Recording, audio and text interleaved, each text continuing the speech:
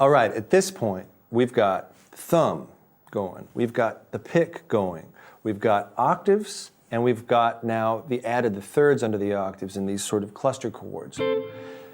What I'm going to do now is play the bridge section of this song, which is an extension of the original melody, but it's just more of the same, so it's a great way to sort of practice along with the lick. Let me show you how most of this lick goes.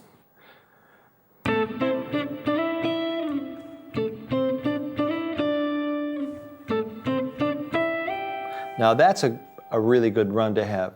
That's a full minor third slur.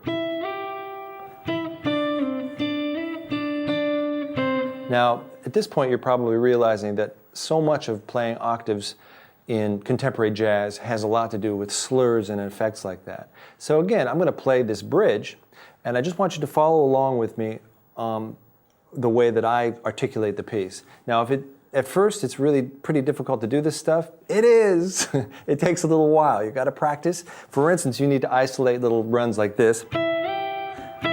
Just keep practicing these sorts of ideas and play them down.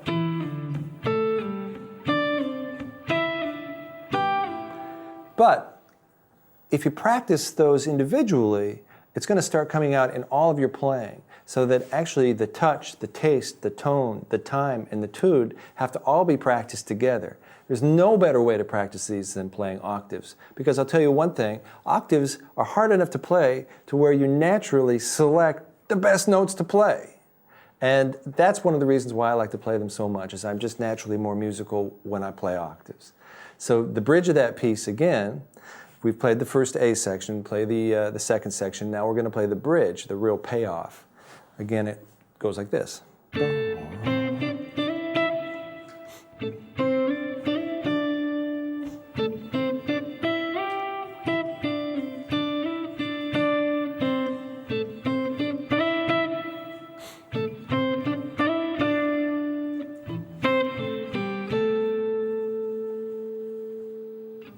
It sounds like just a rhythm and blues melody, doesn't it? And that's where rhythm and blues and contemporary jazz come together. And that's what's really satisfying of playing this, is you really become a lyricist. And I know from working a lot with singers how much they work on just their melodic voice. For hours, they'll just take a melody and work over it, work the phrasing out.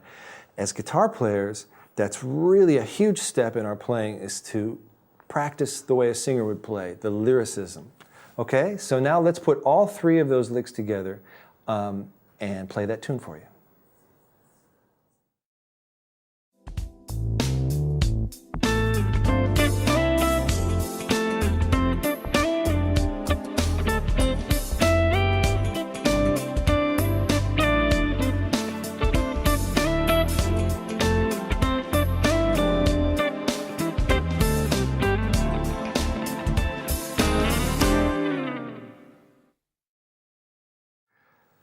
All right then, one more tool we can put in our toolkit for octaves and adding double stops and making the guitar sound larger are adding fourths underneath that top note. So for instance, on that bridge, I can add a fourth, and this is what I mean by fourth.